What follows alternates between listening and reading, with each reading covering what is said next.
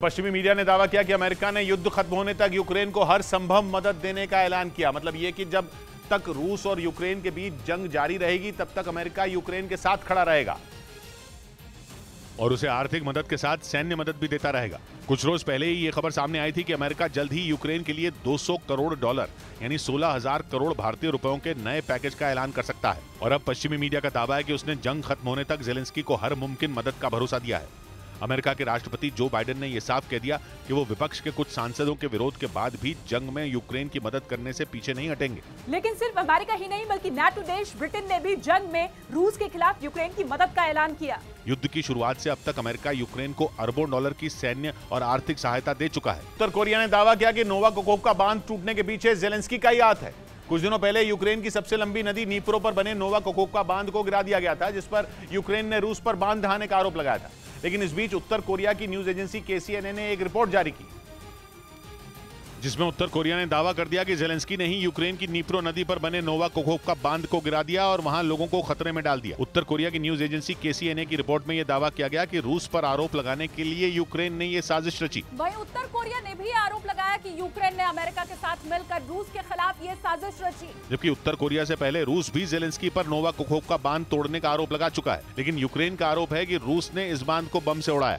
उधर ताइवान ने दावा किया कि चीन ने फिर उसके यहां घुसपैठ कर दी और सुबह सुबह करीब 6 घंटे के अंदर उसके 37 लड़ाकू विमान ताइवान की हवाई सीमा में घुस गए। चीन ताइवान को अपना हिस्सा मानता है और उसके राष्ट्रपति शी जिनपिंग ये ऐलान भी कर चुके हैं कि चीन एक न एक दिन ताइवान पर अपना राज कायम करके रहेगा, फिर चाहे उसके लिए चीन को ताइवान पर हमला ही क्यों ना करना पड़े। यही वजह है कि बीते कुछ वक्त से चीन आए दिन अपने लड़ाकू विमान ताइवान की हवाई सीमा में उड़ाता रहता है। उसी कड़ी में इस बार भी चीन की सेना ने अपने 37 जंगी जहाज ताइवान के ऊपर उड़ा दिए।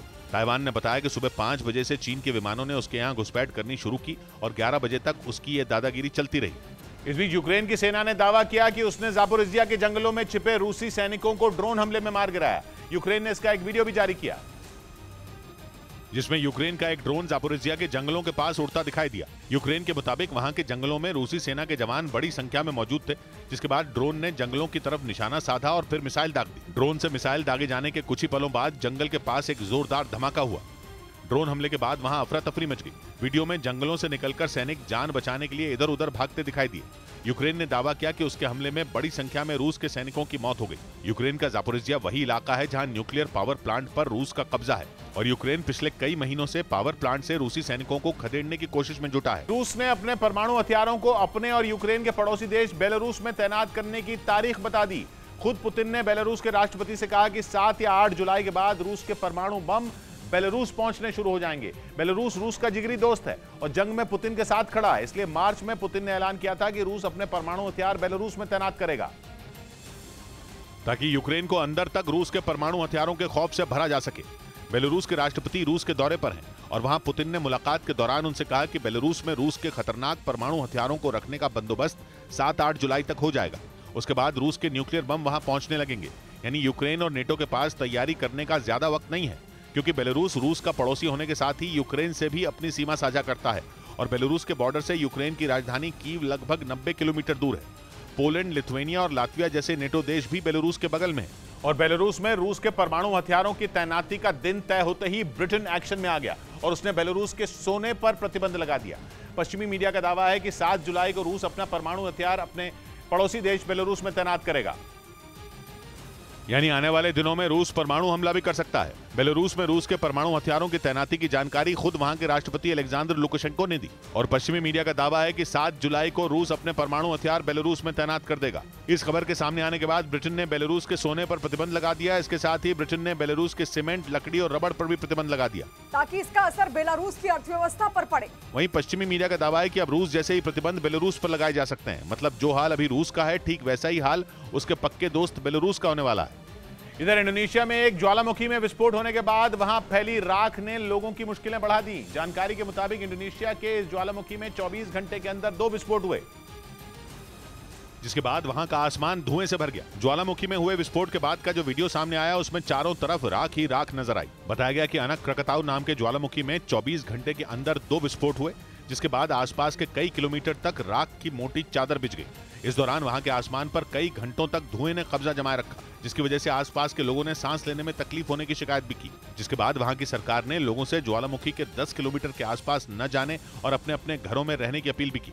उधर पश्चिमी मीडिया का दावा है कि चीन जासूसी करने के लिए दुनिया का सबसे ताकतवर रेडार बनाने की तैयारी में है। पश्चिमी मीडिया के मुताबिक चीन की यह कोशिश अमेरिका से निपटने की है, क्योंकि ताइवान के मुद्दे पर चीन और अमेरिका के बीच तनाव चरम पर है। अमेरिका खुलकर ताइवान के साथ है, जिसकी वजह से उसके और चीन के बीच कई बार जंग की नौबत भी आ चुकी है। पश्चिमी मीडिया के मुताबिक इसी वजह से चीन अमेरिका की हर गतिविधि की जानकारी रखना चाहता है और उसकी खास नजर पश्चिमी प्रशांत महासागर में मौजूद अमेरिका के गुआम द्वीप पर है, जहां अमेरिकी सेना के कई बेस हैं। और इसी को देखते हुए चीन अपने युद्धपोत के लिए दुनिया का सबसे ताकतवर रेडार बनाने की तैयारी में है। खबर है कि चीन जिस रेडार को बनाना चाहता है उसकी रेंज 4500 किलोमीटर तक होगी, जिसका मतलब है कि चीन आसानी से अमेरिका के गुआम द्वीप तक नजर रख सकेगा। यूक्रेन के उमन शहर में हुए बड़े हमले का एक वीडियो सामने आया, जिसमें एक सुपरमार्केट पर बम गिरता नजर आया। ये उसी हमले का वीडियो है जिसके बारे में रूस ने दावा किया था कि उसने यूक्रेन के हथियारों के गोदाम को निशाना बनाया था। लेकिन यूक्रेन ने जो वीडियो जारी किया उसमें बम एक सुपरमार्केट पर गिरता दिखाई दिया। वीडियो में कुछ लोग वहां आराम से खरीदारी करते दिखाई दिए, लेकिन तभी अचानक वहां एक जोरदार धमाका हो गया। धमाका होते ही वहां मौजूद लोग बुरी तरह डर गए और जान बचाने के लिए छिपने की कोशिश करते दिखे। कुछ रोज पहले हुए इस हमले के बाद रूस ने दावा किया था कि उसने यूक्रेन के एक हथियार डिपो को तबाह कर दिया, लेकिन अब उमन शहर पर हुए हमले का जो वीडियो सामने आया उसमें दावा किया गया कि बम हथियार डिपो पर नहीं बल्कि एक सुपरमार्केट पर गिरा था। इधर हिंद महासागर में ब्रिटेन के द्वीप डिएगो गार्सिया के लिए अमेरिका ने उसे चेतावनी दे दी। बताया जा रहा है कि इस द्वीप को ब्रिटेन मॉरिशस को सौंपना चाहता है, लेकिन अमेरिका का कहना है कि मॉरिशस कर्ज में डूबा है। ऐसे में चीन मॉरिशस पर दबाव बनाकर इस द्वीप पर अपना कब्जा जमा सकता है और यही वजह रही कि डिएगो गार्सिया द्वीप के लिए ब्रिटेन और अमेरिका के बीच तनाव बढ़ गया। ये द्वीप भारत के कन्याकुमारी से करीब 1800 किलोमीटर दूर हिंद महासागर में है, जिसे ब्रिटेन ने मॉरिशस को देने की पेशकश कर दी, जिससे अमेरिका को डर सताने लगा। ऐसा इसलिए क्योंकि पिछले 1 साल तक मॉरिशस पर 14 लाख करोड़ रुपए का कर्ज था, जबकि कुछ साल पहले ही चीन ने मॉरिशस को दिए कर्ज की बड़ी रकम को माफ कर दिया था और तब से ही चीन इस द्वीप पर कब्जे की फिराक में है।